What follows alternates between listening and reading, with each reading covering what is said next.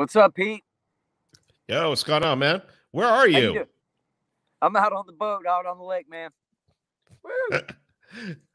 I couldn't make it back home in time, so I just decided That was an out. I got 5G, or it says 5G. I don't know if I really have 5G, but Well, let's see. I'm on. Let's see how this I'm works on out. Bull Creek off of Lake Austin, is where I am. Bullshit Creek. Yeah.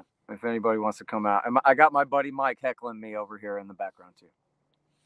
We're Cool. up Shit Creek. How you doing, man? Doing good, man. I mean, we have so much shit to talk about if we want to. I mean, we had said, I had put out on Twitter that we were going to talk about China and Evergrande and everything. Yeah. But the crazy thing is that they didn't. They basically what keeps happening is China keeps allowing them to, I guess the government keeps allowing them to like pay the interest on a couple of their bonds to extend it out. So I think yesterday So slow down, go back and rewind. Tell people what Evergrande is and what we're talking about here. Okay, so Evergrande is the second largest real estate developer in China. And I mean, what David Stockman's been saying for a long time and what other people have been saying is that they're going to go the way of like a Lehman Brothers or something like that. That Right. it might not do what a Lehman Brothers did to the Chinese or the world economy, but it's not going to be good. And they were looking. You say like Lehman Brothers, in other words, they're extremely overextended on on land debt, right? Oh yeah. So they what they're looking at is they have all these bonds out there. Their bonds went from 100% to 50% a couple months ago, and now they're at zero. So they just have to pay the interest on their bonds at this point in order to stay afloat. Problem is they're doing it like one here and two there, and it's basically what happens when you have like a hybrid, an even more hybrid communist kind of system where the government is allowing them to stay in business, even though if it was a free market, they would have crashed, 5 or 6 years ago, according to David Stockman. Right. So at this point, they're still in business, but I assume at this point, probably the government's lending them that money in order to, I mean, they're supposed to be flush. They're not supposed to be flush, but they're supposed to have a lot in reserves. But if a company that big, the second largest real estate company and builder in China, is having trouble coming up with $148 million, I mean, I know that sounds like a lot of money to us, but in that world, that's pocket change in that world. I mean, that's just print. That's the Federal Reserve hitting a couple keystrokes in this country. So, I mean, I don't know what's going on. Yesterday, there were reports that they had defaulted officially, and now it seems like they're just stringing them along. We don't know. And, even Peter Lee's not saying anything. I think he's just like over this at this point, talking about Evergrande and everything. Yeah. I just went through his whole Twitter feed. He hasn't said anything about them in like a week or so. So. Oh, really? Yeah, no, I'm way behind on all of this stuff, man. I saw, the headlines a couple of days ago about how they're defaulting. And then, I guess they got the green span put, like you're talking about there. The central government is intervening to bail them out. So, there'll be a zombie company. And I guess the idea would be that somehow you try to like wind that their bad position down easy, somehow get them back to solvency. But it sounds more like throwing good money after bad. I guess the real question is, just how much are they going to have to, give, loan or forgive or whatever it is to allow this company to keep going and to what avail, what consequences if it goes ahead and falls apart anyway. And what other, I mean, Lehman Brothers, when you say Lehman Brothers, that was the one that fell, or one or two. It was along with Bear Stearns, right? There was the one that fell first and was the symbol of what was to come. So, you mentioned David Stockman there. I mean, he refers to the entire nation of China as the China Ponzi. He refused to even, dignify it as a national government. The whole thing is a big, stupid pyramid scheme backed up by paper money or, inflationary money, even worse than ours, with an even worse debt to um, GDP ratio and all that. So he's, which he's always a bear. He's Of always course, yeah. predicting imminent collapse here and imminent collapse there and imminent collapse everywhere. And he's always right. It's just the question is just how imminent it is. But he's certainly right about, how overextended they are. But Well, let me yeah, I don't ask you. know. Let me ask Go you ahead. something because I listened to this show and I want to listen to it again. You had Peter Zahan on. Yeah. What did I mean? He's a neoliberal, I believe. Uh, what did you get from him? What were the I was going to say what's he peddling, but I don't want to disrespect him like that because he seems like he is really in tune with what's going on. So, can you give some Yeah. highlights of that show? Yeah, it's interesting. So I can't remember who it was that sent me the link and said, take a look at this guy. So it's a video. It's supposedly like, I think it's labeled the interview of him, but it's basically outtakes of an interview of him, I guess, with, interesting graphics and footage and, B-roll stuff going on while he's talking. And he's saying, man, China's no threat. And in fact, China's going to fall apart. Hell, China ain't even a threat to its own people anymore.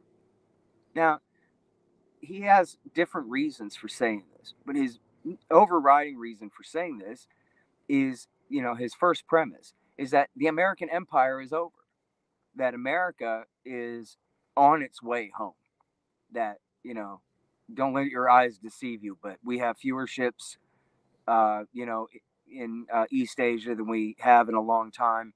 And we're continually, essentially, the American people all agree with me now and all are interested in abandoning the empire.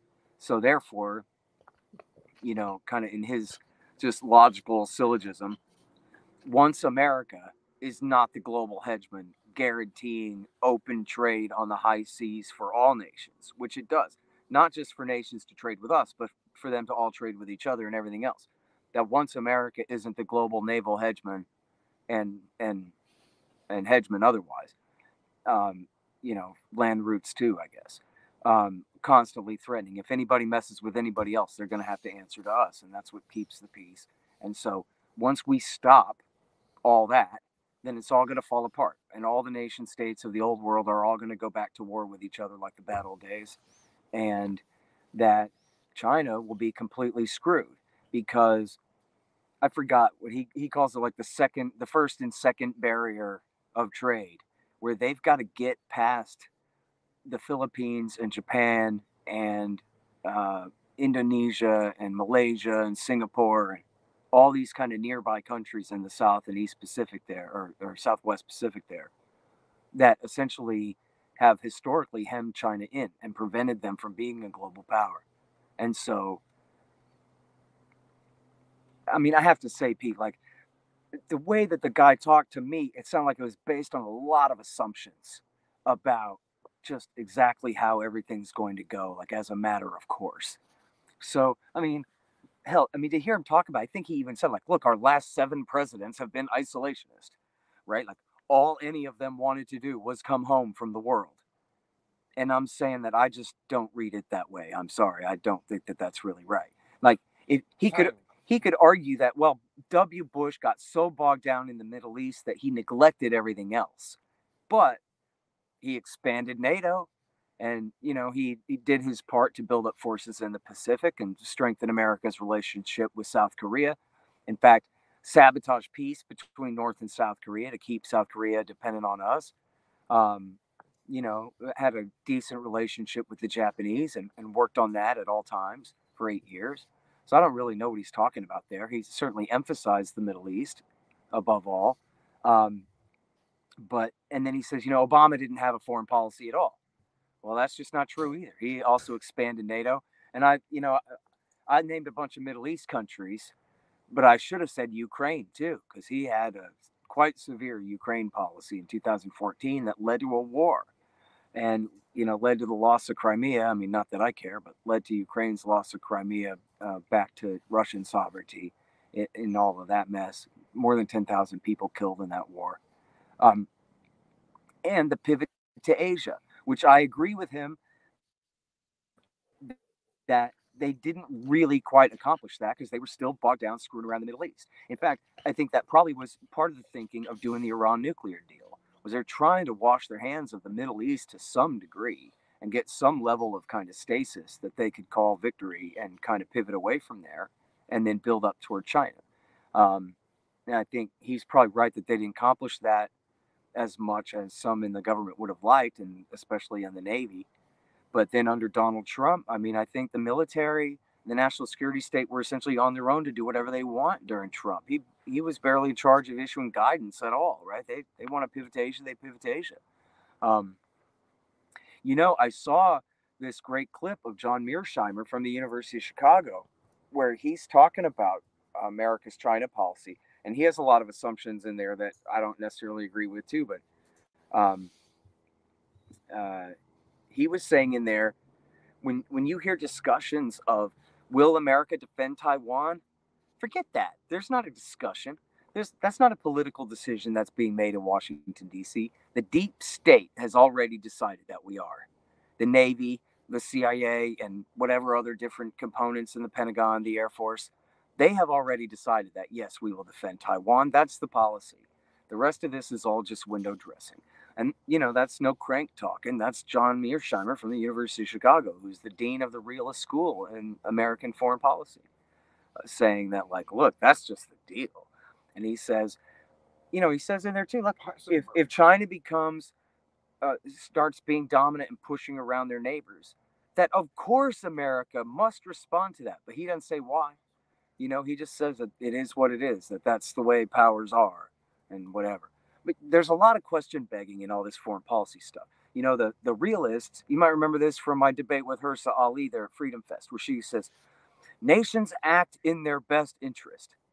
I was like, says who? They fucking do, right? Like, they act in the best interest of whatever bureaucrat is in charge thinks is in his best interest, which may or may not even coincide with what that person thinks is in the best interest of the country. They probably try to rationalize a lot, but look at the way we got in the war in Libya. That was all a personal power trip by Samantha Power and Susan Rice trying to get promotions, right? Trying to move up in the world, in the bureaucracy by starting a war. There's this great quote from Strobe Talbot, who was, hey, Mike, would you see if you can turn that flashlight back on? It kind of burned itself out there. There's this quote from Strobe Talbot, who was, Bill Clinton's roommate at Oxford and, foreign policy advisor. He tried to make him national security advisor for a while there and everything. And Talbot gave an interview where someone is grilling him about, man, maybe it was a bad idea to expand NATO this way and provoke the Russians. And here we are, we're messing around in Ukraine, we're threatening, causing this war and threatening a real war between major powers here. And I forgot exactly the context. Maybe it was James Carden. I know James Carden wrote about this, and I interviewed James Carden and talked with him about it. And Strobe Talbot says something very close to like, well, we were doing what we thought was in the United States' interests, and if we didn't do that, well, we'd be fired, right? Like, that's the job. The job is take advantage. The job is, essentially do what thou wilt. Hey, try to plug that battery in because it's dying now. I think Bert Grimm, who's in the wait. Let me just wrap that up real quick. Go ahead. Just the question is, okay, expanding NATO against Russia's will, under whatever metrics that somebody at the University of Georgetown says, that's in our interest, in the United States interest. But I'm just questioning, over what period of time, right? Like, maybe this means if we bring all these countries into NATO, that means we can direct all the pipelines west and keep the Russians out, and that means an extra few $1 billion a year. Well, so what, right? That might not matter at all if you say that in the long term, that negatively affects our entire relationship with the most powerful other nuclear weapon state on the planet, and puts us on a negative relationship trajectory that leads to all other different harms, right? So in other words, Strobe Talbot himself, he's begging the question there. He's saying whatever it is that I say is good for America is what's good for America. But he's only saying that within his own little narrow frame of reference. And he's not even, and here he is, in fact, sort of conceding the point and saying, geez, now in hindsight, it looks like maybe that was a bad idea. Okay, well, but that just means it was a bad idea in the first place. It wasn't actually to America's advantage, just you framed it that way at the time for your own, petty interests and maybe delusions that this is what would be good for America. And you can say, yes, we make extra concessions off of a pipeline that runs west instead of, from south to west instead of from east to west. But so what? Like, that might not be anything at all. A few tens of billions of dollars might not amount to, pennies in the fountain compared to real trouble that could be caused. And especially when, look, the Soviet Union is gone. We ought to be best friends with Russia forever, no matter what, just because of how many H bombs they're holding. That's it. You can't be frenemies even with a guy like that. You got to be friends with a guy like that, dude. There's no reason. As George Kennan said in 1998, he goes, "Don't we understand? Don't the Senate? Don't these people understand? These are the men who overthrew the communists for us. These aren't the communists. These aren't the Soviets. These are the heroes who got rid of those guys." And sorry about my lighting situation here. I'm working on it. Thanks, bud. So anyway, that's the whole thing that I'm saying is Hirsa Ali and Strobe Talbot and these people essentially are all wet, right? That, like, what the hell do they know about what's in the national interest? And look at all the trouble that they caused. And then what do they all say too? Well, mistakes were made. Hirsa Ali and Strobe Talbot and Bill Kristol, they go, well, some of the things that we tried to do didn't work out as well as they might have. Thanks a lot, Yeah. Oh man. Bert's wondering if your boat's called the USS Liberty 2. Because the lights keep going out. And then he says, speaking of pennies in the fountain, you should debate Ben Shapiro. That's funny. So I think you probably know, Pete, that Gene actually originally tried to get Ben Shapiro to do it, and he never would even answer. Man, what's up with that goddamn contraption right now? It's dead It's now. pissing me off. Completely dead. Yeah. You should have got my flashlight. So, and he just wouldn't do it, man. He wouldn't even answer. So that was when Epstein turned to Bill Kristol. So maybe I'll get Bill Kristol to do it. Put my hat back further on my head here. Maybe that'll help. I got my head. There you go. Thanks, Mike. Oh, it got darker again. It was light there for a second. There it goes. Phone flashlight will work. Yeah. That flashlight's are charging. We'll see. It'll start working again in a little while. Do you have an extra phone there? They all have flashlights. Yeah. Oh, just turn the flashlight on that on the other side. Your phone's flashlight. Doesn't it have one? Hey, Google. Turn the flashlight on. Does that work? It ain't working. Oh, there it goes. Turning flashlight on. It's like C-3PO in your pocket. All right. So there we go. Beautiful Scott Horton's face again. How do you like that? Wonderful. So, yeah, the China thing, man. Tell me more about what you read about what's been happening this week. Well, I mean, that's really all anyone has. And all anyone really has is that the fact that every once in a while, someone will say, oh, they've definitely defaulted. And then they'll step in and they'll pay interest payments on bonds. And then, I guess the Chinese government's like, okay, they didn't default, that kind of thing. So it's like you can just Google Evergrande default, and you'll see Evergrande defaulted, and the next one will say, no, Evergrande didn't default. They paid off they paid the interest on 2 bonds yesterday. And you see, I mean, it's just, yeah. How do you know what that government? That Zehan said. See, I got way off on a tangent with that Zehan shit. Zion, whatever. That was one of the things that he was saying, was that it's such a political economy over there that you can only be understood as an economy that is made to serve politics only. You know, it's not the people and the economy, and the government is even trying to be there to kind of, you know, get what they can and be a referee in any way or whatever. That essentially they will print money and prop up whatever business politics tells them to prop up. You know what I mean? Which is, you know, in the long run. So, oh, and now, so here's the thing about this Zion guys. He's saying, look, we need this world empire, but he's saying he concedes defeat. We're not having the world empire. Scott Horton's already won the argument. The world empire is over, and so therefore, then China is going to fall apart without America there to prop up their international trade and subsidize all their international trade security forces and all of that. Then they're going to fall apart. So I told him, well, you're not a very good propagandist for the world empire that you support if you're not willing to demonize the next great enemy here, which is the justification for all this. And he joked around, was like, well, what are you going to do? Right? I guess there's always Canada, you know, but like, there's just nothing to fear from China. And I think he probably overstates that too. You know, his other argument was like, dude, as they fall apart, they're going to become a completely strong, centralized, totalitarian state, much more than before, or you know, back to the bad old days kind of a thing, because that'll be their only hope, is to fan the flames of nationalism. You've seen as an some excuse for the fall of the economy. Yeah.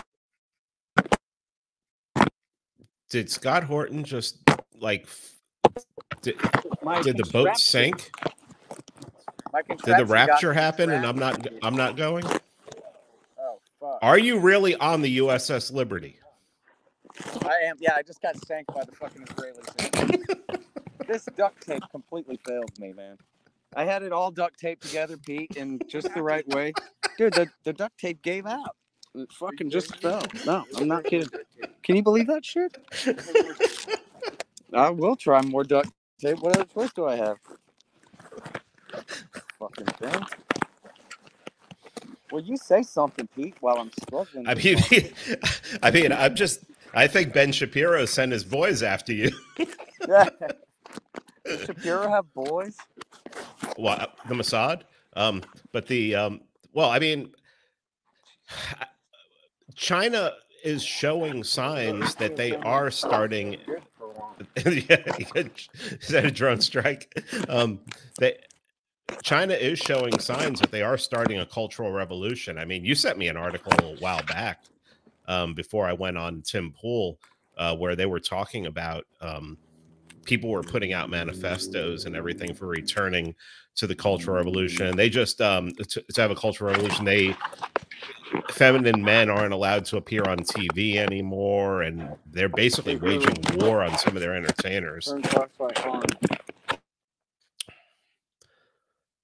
So yeah, it looks like China could actually revert to turning some of that frustration inward.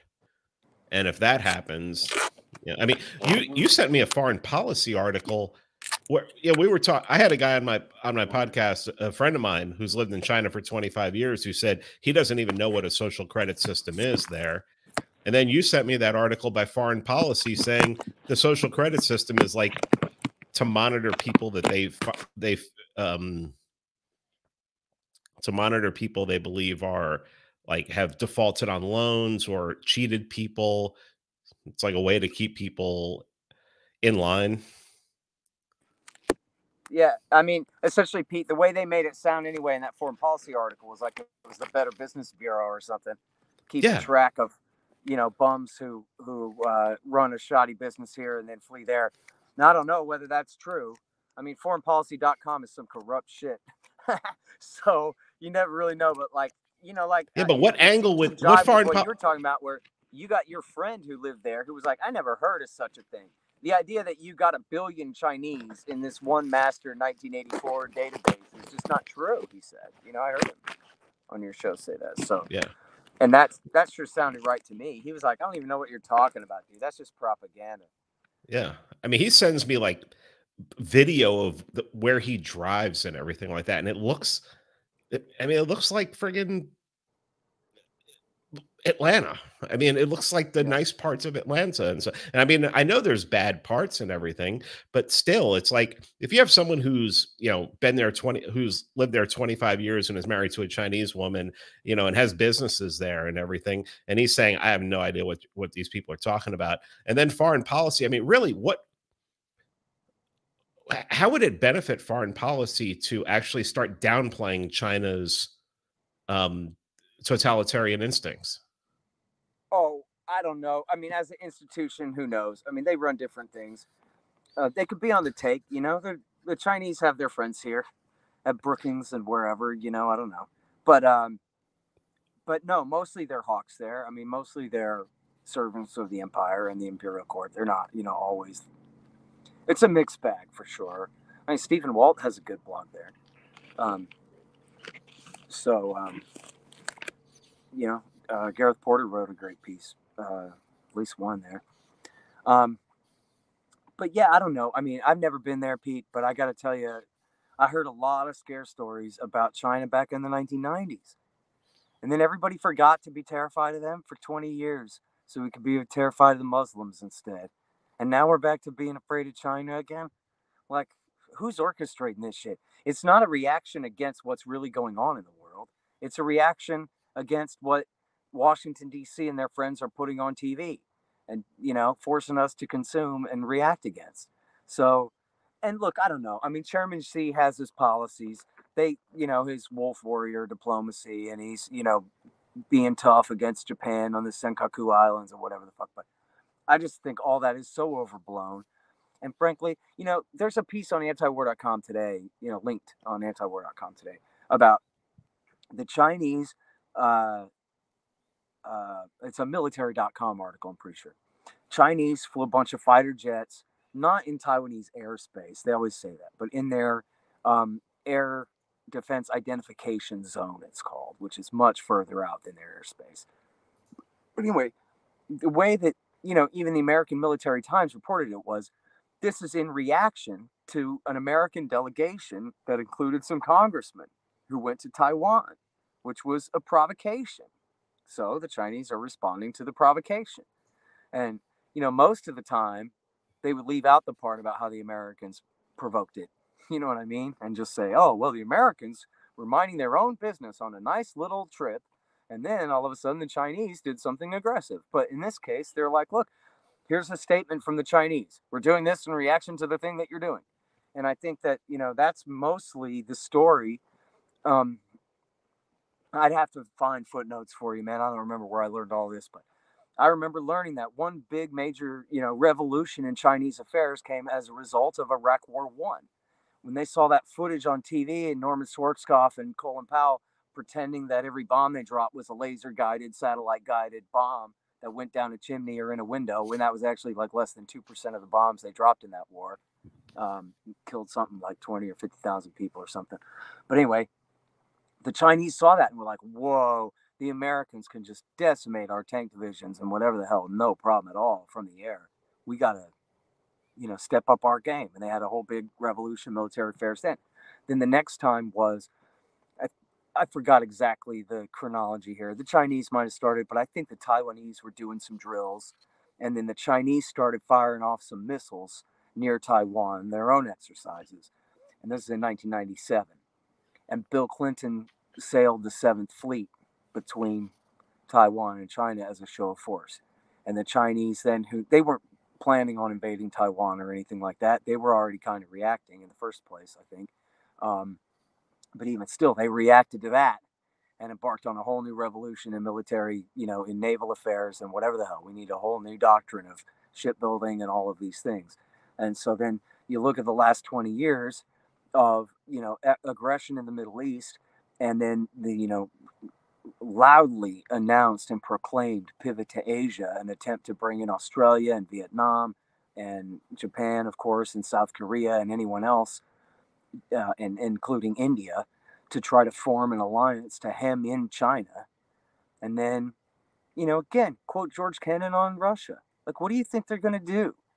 You expand NATO, surround them on all sides, threaten them with missiles, and write about regime change in the Washington Post and whatever you want. And then once they react, then the Hawks say, see what aggressors they are? That's why we have to do what we're doing, is because of how aggressive they are. When no, that's why they're doing what they're doing, is because of how aggressive we are.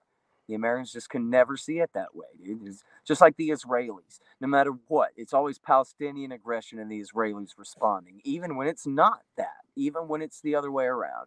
It's the same thing with the Americans. And they tell themselves that too. I mean, that's the scariest part of this shit, Pete, is where they just believe all of their own bullshit. Or what if they do? You know what I mean? They really refuse to admit that anything that they have done has led to Chinese reaction against their power, and that everything is simply just Chinese aggression. Again, like back to Iraq War One. Saddam Hussein, he's not in this complicated dispute over shared oil wells and unmanned islands in the Persian Gulf and war debts over the last war that we and the Kuwaitis had helped him to fight and all of these things. No, just Saddam Hussein woke up one morning and decided he wasn't Saddam Hussein anymore. He's Adolf Hitler, and he's going to conquer the whole world, starting with Kuwait and then Saudi Arabia, and then next Germany and France and Britain, and then us. And so, that's just how they tell these lies. It's the same shit over and over again. What's funny is, the whole obvious story in the first place, the whole point of the unipolar moment is that it's just a moment, and that they know. Even in the first place, Charles Krauthammer said, we only have a limited period of time to make the world the way we want it, to build the rules-based order the way we want it to be, before other countries like China and India and, say, I don't know, Brazil or whatever kind of middle rank economies and powers will kind of even things out. They will get, wealthier faster than us because they're starting from so much lower than us. And then eventually power around the world will be more spread out. It'll be a multipolar world. But you're just supposed to forget that. You're supposed to pretend to believe that, no, we're shifting from a unipolar world run out of Washington to a unipolar world run out of Beijing. And we're all going to be their slaves, all of Eurasia and all of the Americas too. But that's just stupid. It's just stupid, dude. There's no reason to think that at all. I mean, again, to the litany of their own problems. They've got this Taiwan crisis to deal with one way or the other, which is, especially if they deal with it violently, it's going to cost them $1 trillion or more. They've got, somewhat restive populations in Hong Kong, in Tibet, in Xinjiang, and they're surrounded by 14 countries, something like that. That they got to have a foreign policy for each one and keep them all balanced and keep them all out. And the idea that, think about it. If I said to you, obviously China has their sights set on Tajikistan and Kazakhstan and Uzbekistan. They're going to Central Asia to take, you can tell that's stupid, right? You don't believe that. That's not true. Maybe they would roll into Outer Mongolia, but then again, I think the Americans have been screwing around in Outer Mongolia, and I wouldn't be surprised if they did something to provoke a crisis there. I know there's mining interests and whatever, important things there in Outer Mongolia. But right now, it's kind of the perfect example, right? If the Chinese are the hell-bent aggressors that the Americans portray them as, wouldn't Outer Mongolia be an easy one? It's not like America could field an army there to help defend it or anything like that. It's not like picking a fight with the Japanese where we absolutely would go to their defense. You know what I mean? What the hell are we going to do about Mongolia? But they still don't do it. So anyway, I think Zion overplays China's weakness. And I think he also overplays the degree to which they and the rest of the world are dependent on American security. It's the same argument that Bill Kristol said, that sure, it's bad, but think about how much worse it could be if we weren't the ones in charge. Wouldn't Russia and Germany and China and Japan and Korea, wouldn't they all just go back to war? And I just think that that's not right. It's, to me, and it's not just the logical fallacy kind of thing where it's like Homer Simpson's bear repellent that China and Japan aren't fighting, are they? Well, that must be because of American hegemony in the region, right? If you look at Europe right now, America's the worst thing standing in the way of peace and good relations between Germany and Russia. They want, and they're building. The Americans, Biden finally gave up on this, but Barack Obama and Donald Trump's governments both did everything they could to try to stop the peace pipeline, the Nord Stream 2 gas pipeline from Russia to Germany, bypassing Ukraine. And you're supposed to be emotionally devastated, Pete, that the Ukrainians aren't getting their share of the transit fees here. And Well, I the mean, Americans, I swear to God, my mom's side of the family was originally from Ukraine, so if I feel it a little bit right here. I got Ukrainian family now too. I know. But I don't give a damn. Not at all.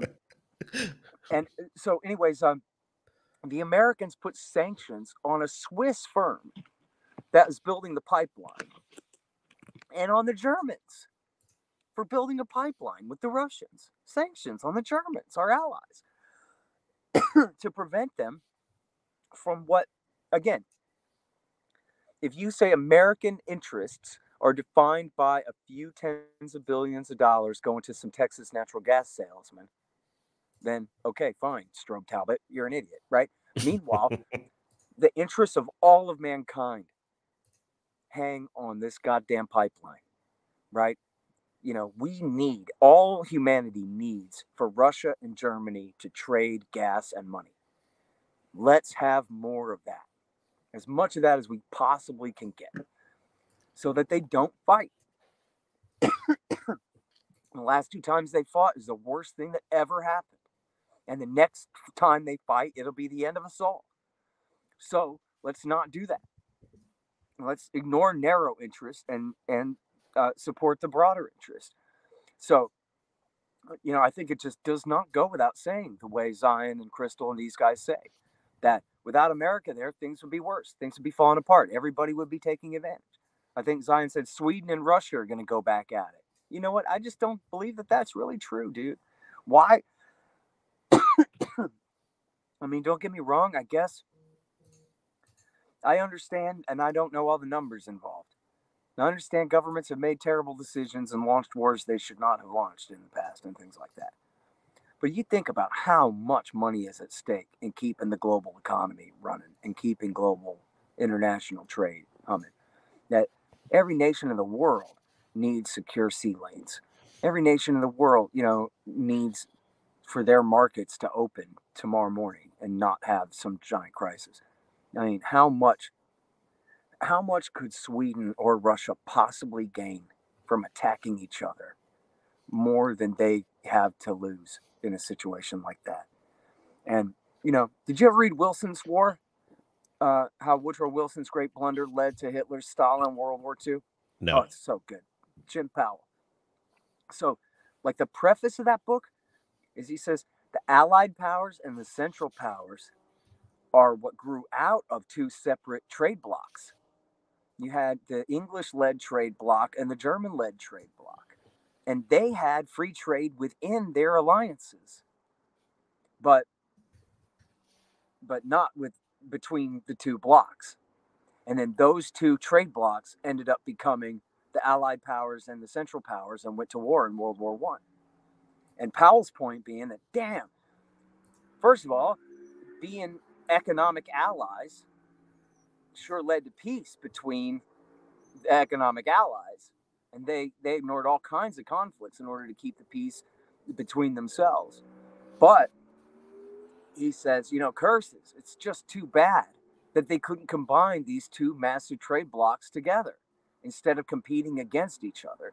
They could have just kicked all those doors down, and it would have taken the British allowing the Germans to become a, not the single dominant power in Europe, but a much more dominant player in European affairs. They would have had to tolerate that. But if they could have just, come together in a commercial manner. In fact, my buddy was just telling me, he's a businessman. I don't care who you are, as long as we're doing business. It might even be somebody he doesn't like, but he'll sit there and smile and shake hands and do good work in exchange for money, because business is business, and that's from the micro to the macro. That's exactly how all of us should be, practicing. So, anyways, that's all about that. I just think, if America left Asia Like, what if they really left Asia, Pete? They sailed everything home. Leave Okinawa to the Okinawans. Let them worry about their problems with the Japanese after that. And leave Korea, pull the Navy out of that whole area, and just said, guys, work it out. I mean, I think that the Chinese, the Australians, the Japanese, and South Koreans, and Vietnamese, and everybody would immediately start sitting around tables and hammering out agreements. You look what happened. We leave the Middle East right now. You got Saudi Arabia sucking up to Iran. Well, Pete, if we're not helping Saudi Arabia fight Iran, what the hell are we even doing over there? And or if we're not helping Iran fight Saudi Arabia, depending on which day it is. But you know what I mean. But if that's not a conflict, then who the hell cares who's doing anything? That's the whole worry over there, is this massive sectarian divide. And so, and why did that happen? Because they got mixed signals, at least, that maybe Joe Biden is leaving. That maybe Joe Biden isn't that interested in the Middle East, and isn't that interested in propping up Saudi Arabia and doing whatever they want. And I don't know what, Blinken might have told them, but they started working it out. They struck a deal with the Qataris. The UAE and Saudis have been blockading and persecuting and sanctioning the Qataris. They dropped all that.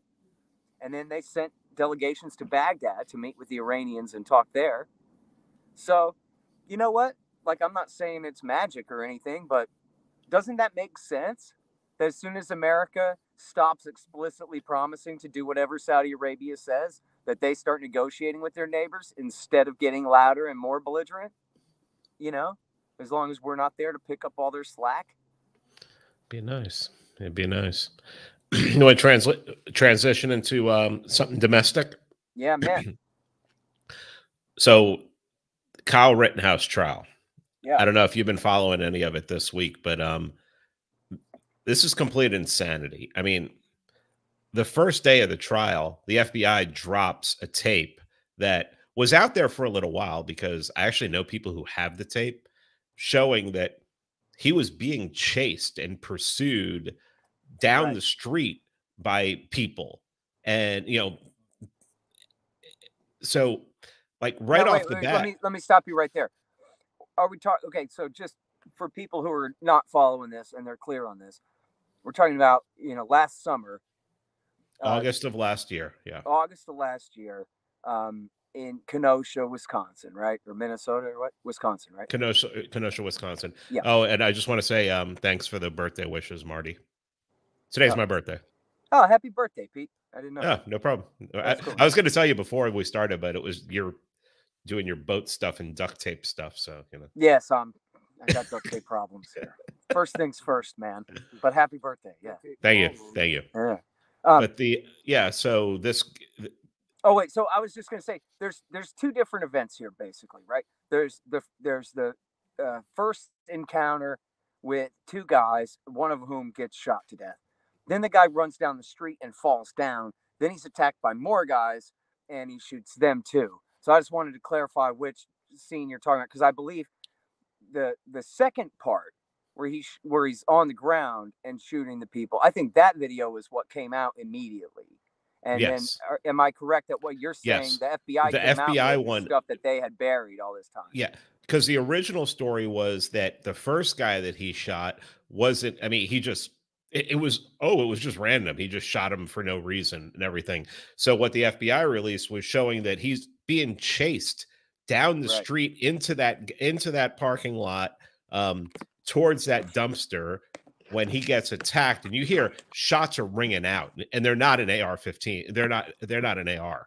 And so he shoots a guy, and then he runs down the street, and that's when the other two attack him and everything. So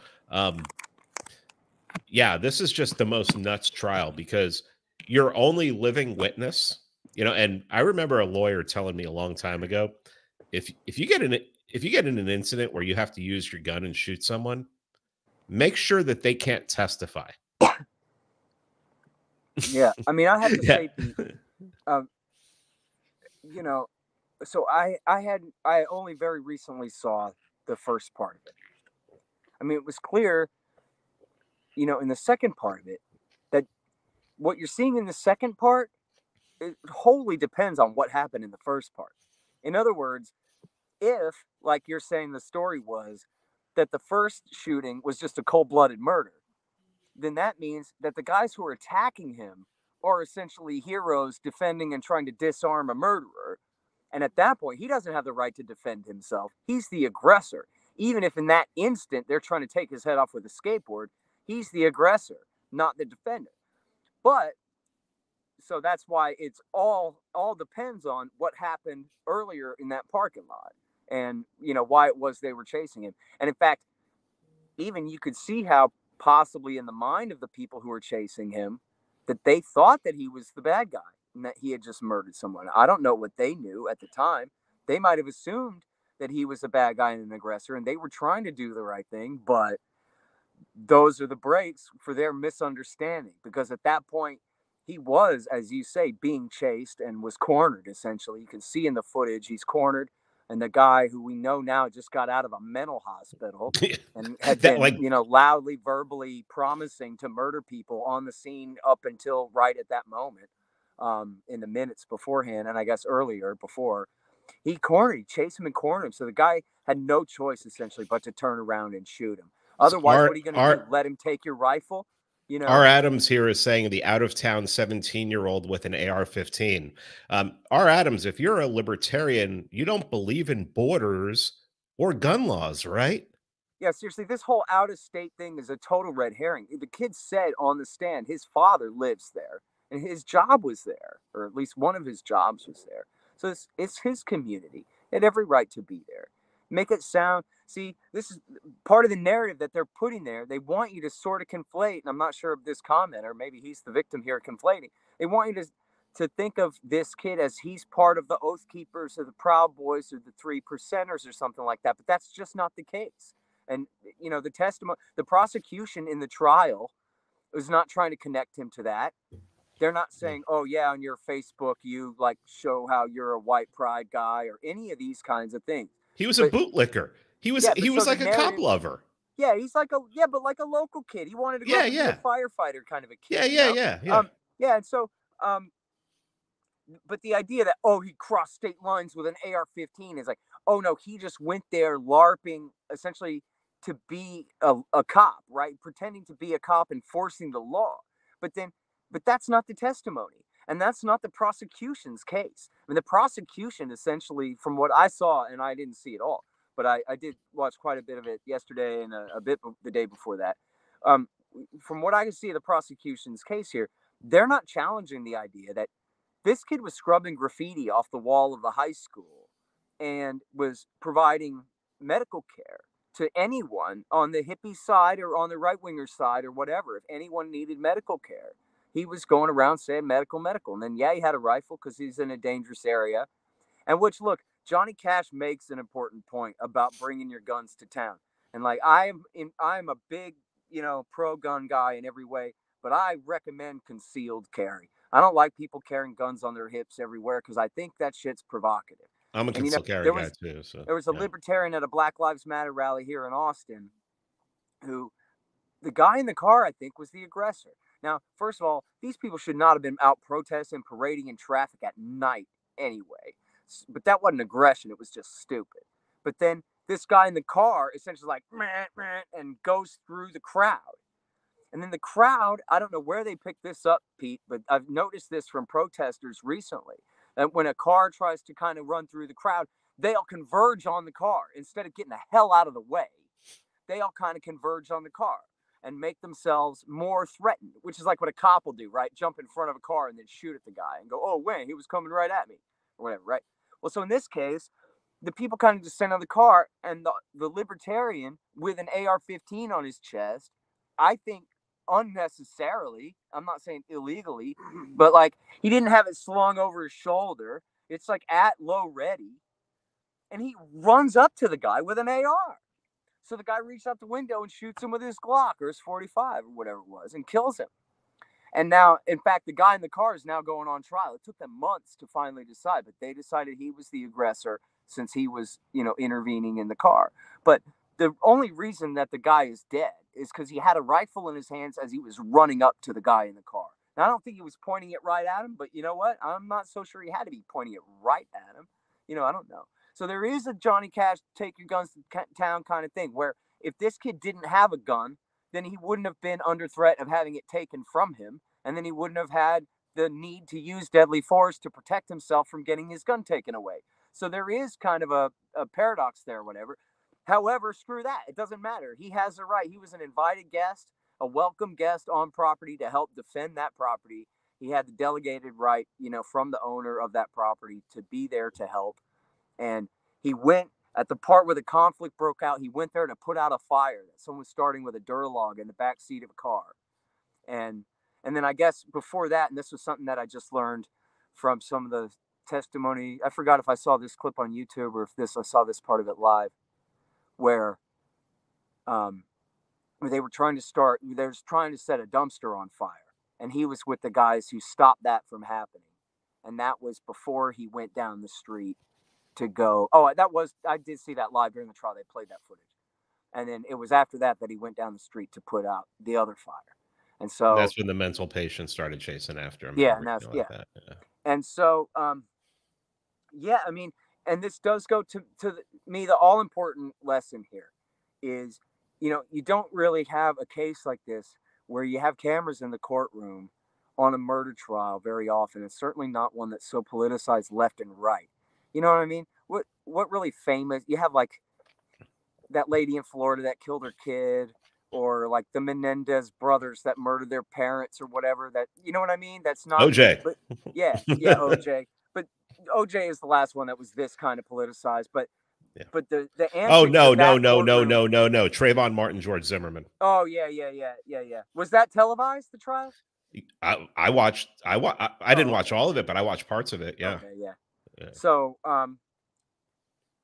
but yeah, I mean, I think this gives, because it's a white right-wing kid who is being falsely, obviously is being overcharged and persecuted here, for political reasons, right? So that the local DA can make good at this kid's expense and all of that. That I hope that this is, sort of like when Donald Trump denounces Jeb Bush's brothers' wars. They're like, this is a chance for right-wingers to take a red pill and see that, what, prosecutors are sometimes very bad people. And their job is getting convictions, man. They don't really care whether they're telling the truth. They don't really care whether their job is getting pleas. They don't want to go to their job is getting pleas. Yeah, they don't want to go to That's trial. A great point. Yeah, they want to get pleas. At all. Yeah, their job is simply racking up convictions at any cost. And they will, ask anybody who's gone through the system, man. They're treated unfairly all the time. There's no way you could say, like, if you got charged with some crazy crime, wouldn't you, like, you kind of think ahead, like, you would try to explain to the prosecutor, no, man, it wasn't like that. See, or what, right? And like reason with them. But yeah, that's like, reasoning with a rabid animal. They're not here for you. I told you before, Pete, about, I had the Harris County Assistant District Attorney in my cab 20 years ago. She told me that their slogan around the district attorney's office in Houston is that if they really didn't do it, they'll get out on appeal. In other words, anyone the cops bring them, they nail them to the fucking wall. Destroy their lives. And then the burden is on them to prove that they're innocent from inside a prison cell. And the burden is on them not to prove they're innocent. The burden is on them to prove that the judge made a major procedural error that prevented them from getting a fair trial, or that some new scientific method has been invented that can be, used to re-examine old evidence, or some crazy loophole. That's what it takes to get unconvicted, right? Is not proof of actual innocence. Not a new witness has come forward and says that she can provide an alibi. That's not good enough. That won't get you out, But that's the way. Look, if you're an ADA, what are you going to do? Really make sure that you got the right guy? That's too much trouble. You got too many cases. So it's just flip the burger, put it on the bun, in the package, and out the window, man. And on to the next one, over and over again. It doesn't matter who they are. The cops brought them to us. They must have done something. That's the attitude. And so right-wingers this is a window. This is for them to see. You think they treat Kyle Rittenhouse bad? Think of how they treat poor black kids with no lawyer at all, right? Think about how they treat the average poor schmuck who has at best a court-appointed attorney who's got 175 cases this month and can't do a good job doing a single one of them, you know? And how many cases where they just got the wrong guy? How many cases where the cops couldn't catch the kid that ran fast, so they caught the kid that ran slow. And now he's the one that has to take the rap for whatever it is. And this happens all day, every day. There are thousands of innocent people, completely innocent, wrong guy, innocent people, or either wrong guy or completely irrationally overcharged people sitting in prison all across this country right now. You know, that whole thing, you know, I used to love Matlock so much when I was a kid, dude. It's kind of a funny, like when I was in high school, we had our Matlock club. We would get all high and watch Matlock. But the thing is, like, nah, man, curse Andy Griffith for that. Because it ain't, you know, what he should have done was he should have portrayed the way those courts really work, where the judge and the prosecutor are monsters, and they don't give a damn whether, even when Andy Griffith gets the confession out of the bad guy on the stand, that they still try to proceed anyway. You ever remember The Simpsons, where Bart's on trial for killing Principal Skinner? And then Principal Skinner, he was just buried under newspapers in his basement. And so he finally comes into the courtroom and he tells the whole story. There I was, and then the newspapers fell on me. So I made a game of dribbling a basketball and then seeing if I could beat that record and all of this stuff, right? And then the prosecutor stands up and goes, Your Honor, we move that testimony be stricken from the record. Because he wants to go ahead and keep prosecuting Bart for murder anyway, even though the body is alive and right here in the courtroom. You know, like, that's how it really is. And I hope people can see that. Like, watch. In fact, if you watch the way the camera is set up, you're watching the defense attorney do the direct of the defendant here. And you can see the prosecutor, the ADA is right there in camera shots. You can see his face the whole time. And you can just see what a horrible guy this is, trying to figure out how he's going to get this kid Rittenhouse to stumble. You know, hey kid, don't you like playing Call of Duty? Don't you use an AR-15 and kill people when you play video games? Like, boy, talk about reaching desperately to try to figure out something to get this kid to say, yeah, boy, I really get bloodlusty when I play Call of Duty or whatever it is. Instead, the young man, the 18-year-old, is lecturing the adult that it's just a video game, dude. It's not real life, you know, and all of this. It's a travesty. It's ridiculous to see. And knowing, as you said, knowing what we know now from the footage, and people type into your open a new tab and type in Rittenhouse new drone footage, and you'll find right there on YouTube, you'll find it's not even a piece of somebody else's video. It's not a news story or anything. It's just the drone footage itself. I think you can see it. And it's just absolutely clear. The guy's lunging right at him, right at the moment that he's shot, and chased him, as you said, chased him in the parking lot. The kid is yelling, friendly, friendly, friendly, as the guy's running after him. The guy keeps running after him.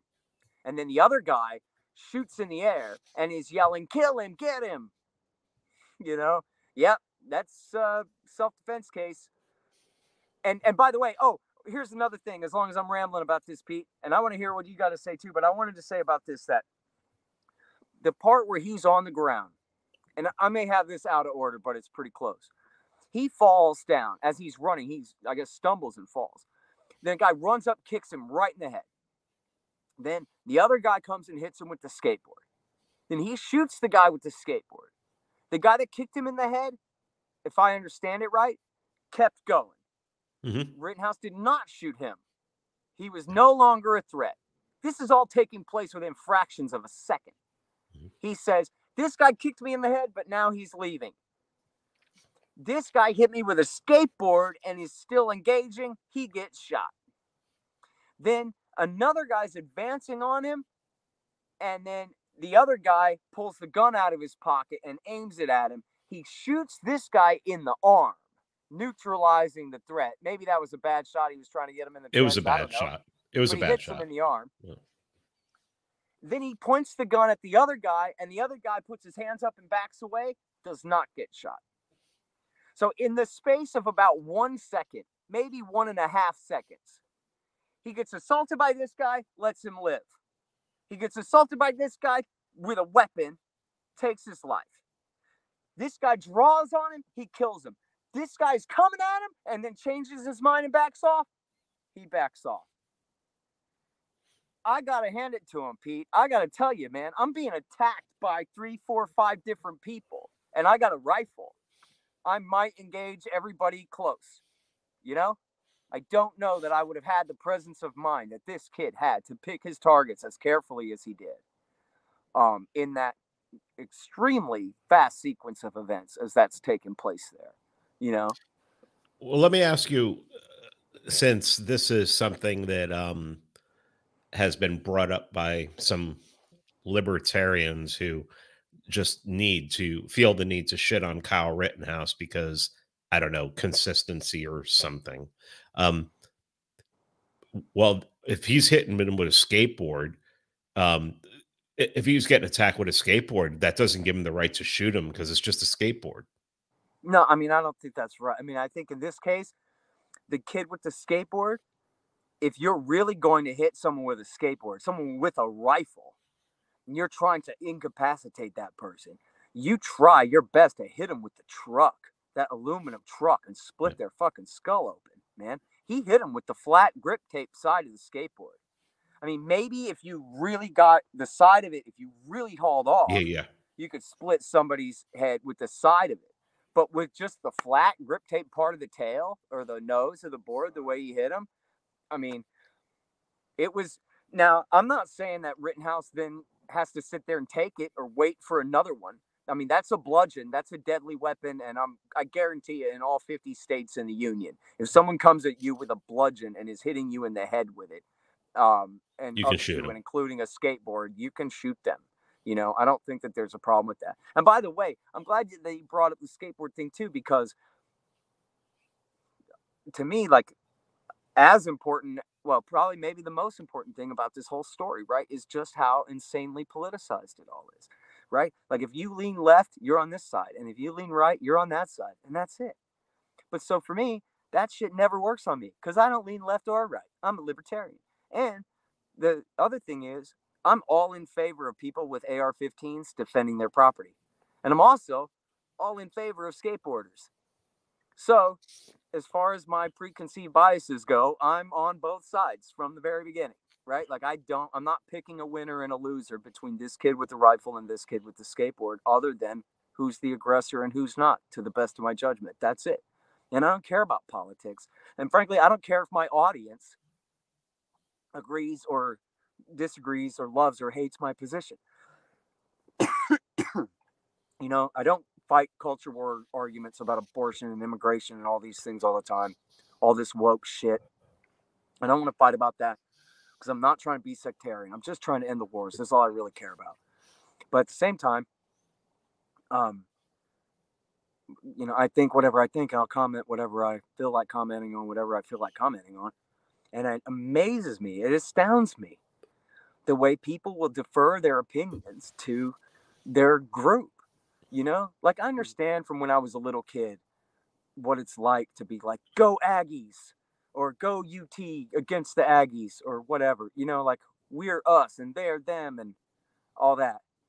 But that's just football. That's just games, dude. That's not real. I mean, you're not supposed to just think. And in fact, like, if you look at all the people on Twitter condemning Rittenhouse, they go, well, if he was poor and black, he'd already been sent off to prison. And it's like, yeah, but that sucks, right? Like, that's not fair. You're right, but that's bad. So is your argument that that's what should happen to him? Because if an unfair thing happens to black people, unfair things should happen to white people too?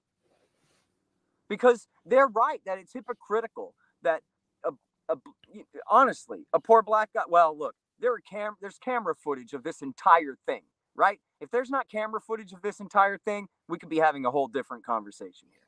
But, you know, most crimes are not videotaped from 5 angles or whatever, right? But anyway, like, most people don't get as good of a defense as Kyle Rittenhouse has gotten, you know? And the poorer you are and the more of a minority you are, the more likely that is the case, you know? And so I can understand why people who are frustrated at how badly poor and minority people are treated by the cops feel seeing this kid who, you know, looks to be privileged getting a good OJ Simpson quality defense attorney here to get his ass off. When in fact, like, no, he really is innocent, man. He really is, quite clearly was acting to defend himself, was not the aggressor. Maybe put himself in a situation where it wasn't wise to be, but that's not aggression. That doesn't count. That's not the argument. And so, you know, but then, like I'm saying, that should be a lesson to right wingers too. That, you know what, more poor and black and brown and poor white people and everybody else, they ought to be getting off sometimes too. A lot of the times that they are charged, it's not fair either what happens to them, you know. And I mean, seriously, I say this all the time. Subscribe to the afternoon email newsletter from the freethoughtproject.com. Matt Agarist and the small crew over there at the Free Thought Project. Every afternoon, I get an email from them about who the cops murdered today. Every single day. Who they railroaded, who they killed. You know, today it was... And it's mostly white people. Yeah, and it does. Yeah, it takes all kinds. And it's mostly white people getting killed in those. Two guys were convicted. They electroshock tortured a guy to death over the course of 12 minutes. And then they actually were convicted of second-degree murder, unbelievably. But yeah, no, shit is really, really wrong. It ain't just... And I saw Mike Cernovich said, you know, lesson to all right-wingers. The word of government employees can no longer be trusted. I was like, no longer? Since they indicted Rittenhouse? Dude, come on, Cernovich. Man, this is the most corrupt country in the world. Why do you think Afghanistan and Iraq are the second and third most corrupt countries in the world? Because their governments were created by this one. That's why. You know? Well, the Taliban rule Afghanistan now because the government we created there was so corrupt it couldn't even stand for a day without the U.S. Marine Corps there to back it up. But seriously, can no longer be trusted. I mean, these are the guys who lied us into war over and over and over again. These are the guys that said that David Koresh and his people set their own children on fire, Pete. You know? After a standoff of 51 days. Yeah. These are the people who framed Donald Trump for treason with the Kremlin. Of all things. You couldn't make that shit up, but Hillary Clinton and the CIA and the FBI can. And that's who these guys are. Yeah, they're the devil, all right. You know, absolutely they are. So here, and be grateful for conservatives snapping out of it. That thin blue line stuff, man, that's a bunch of propaganda. The state is your enemy. Everybody knows that. Let's get out of here, man. Yeah, dude. Thanks, Pete. Good show. Sorry, I just talked the whole damn time, but I had some things on my mind about this. No problem. And Free Mammy on the Wall podcast, and obviously Scott Horton show and Libertarian Institute. We hit our goal. We did. We made $60,000 and then some. So thank you so much to everybody who donated. Absolutely. And by the way, the antiwar.com fund drive is now on. Cool. So if you have any money left, I'll be donating to that. Absolutely. All right, cool. Well, thanks, Pete. I'm going to go drive my boat up and down the Colorado River for a little while. Good night. Good night.